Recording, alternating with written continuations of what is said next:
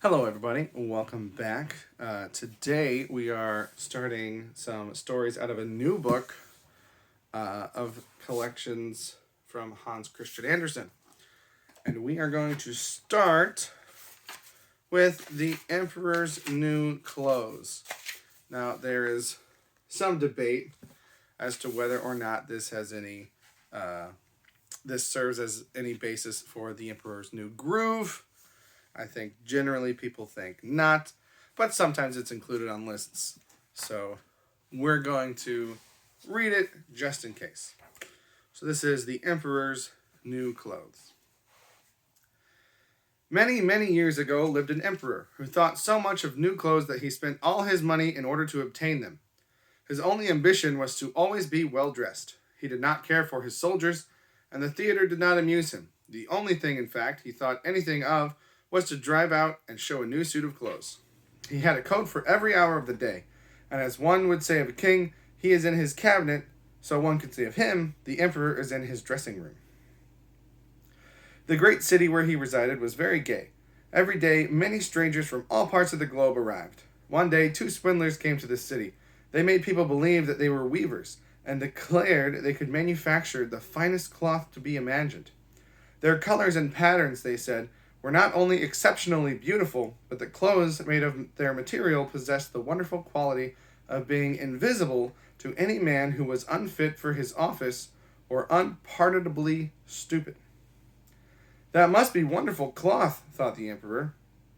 If I were to be dressed in a suit made of this cloth, I should be able to find out which men in my empire were unfit for their places, and I could distinguish the clever from the stupid. I must have this cloth woven for me without delay. And he gave a large sum of money to the swindlers in advance that they should set to work without any loss of time. They set up two looms and pretended to be very hard at work, but they did nothing whatever on the looms. They asked for the finest silk and the most precious gold cloth. All they got they did away with, and worked at the empty looms till late at night.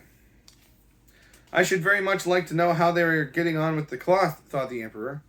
But he felt rather uneasy when he remembered that he was not fit for his office and could not see it. Personally, he was of opinion that he had nothing to fear, yet he thought it advisable to send somebody else first to see how matters stood. Everybody in the town knew what a remarkable quality the stuff possessed, and all were anxious to see how bad or stupid their neighbors were.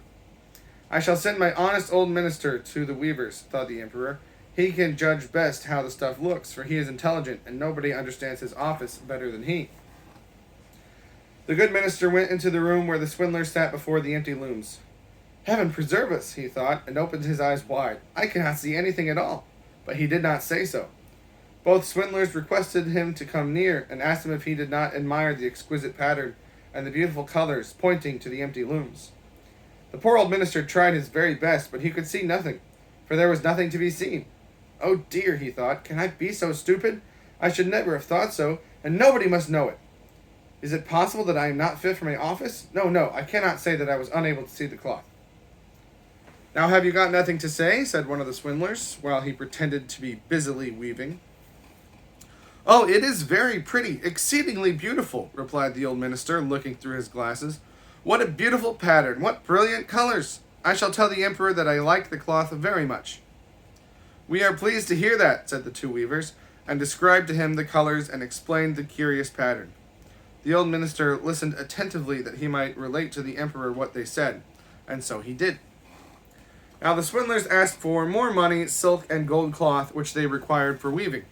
They kept everything for themselves, and not a thread came near the loom, but they continued, as hitherto, to work at the empty looms.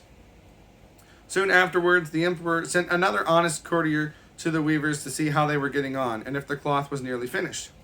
Like the old minister, he looked and looked, but could see nothing, as there was nothing to be seen. Is it not a beautiful piece of cloth? Asked the two swindlers, showing and explaining the magnificent pattern, which, however, did not exist. I am not stupid, said the man. It is therefore my good appointment for which I am not fit. It is very strange. I must not let anyone know it. And he praised the cloth, which he did not see, and expressed his joy at the beautiful colors and fine pattern. It is very excellent, he said to the emperor. Everybody in the whole town talked about the precious cloth. At last the emperor wished to see it himself, while it was still on the loom.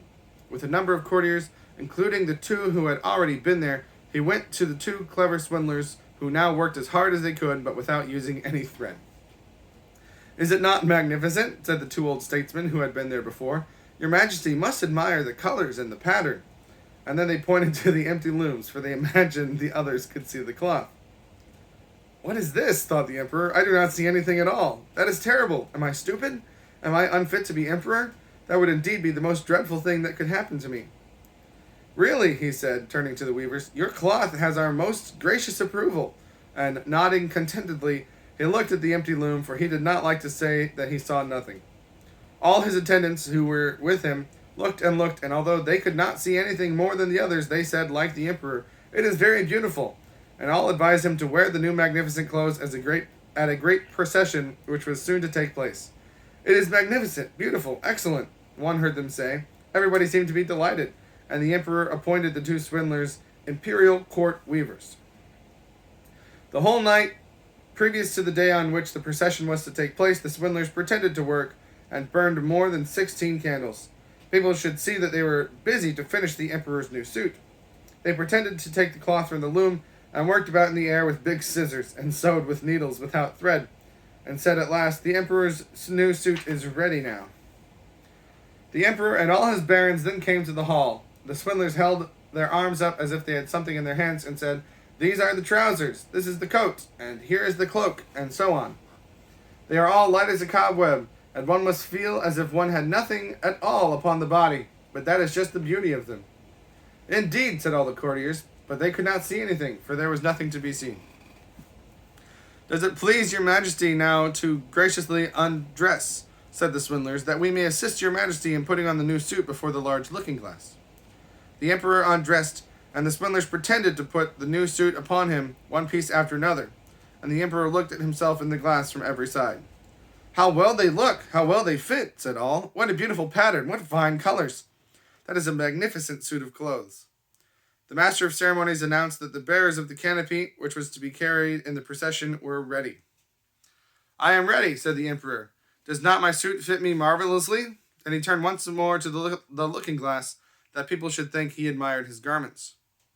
The chamberlains who were to carry the train stretched their hands to the ground as if they lifted up a train, and pretended to hold something in their hands. They did not like people to know that they could not see anything.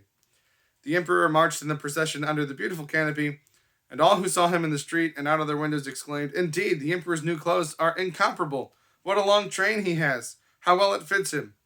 Nobody wished to let the others know that he saw nothing, for then he would have been unfit for his office or too stupid. Never an emperor's clothes were more admired. "But he has nothing on at all," said a little child at last. "Good heavens, listen to the voice of an innocent child," said the father, and one whispered to the other what the child had said. "But he has nothing on at all," cried at last the whole people. That made a deep impression upon the emperor, for it seemed to him that they were right, but he thought to himself, "Now I must bear up to the end," and the chamberlains walked with still greater dignity as if they carried the train, which did not exist. The end. Thank you for watching. Have a good day.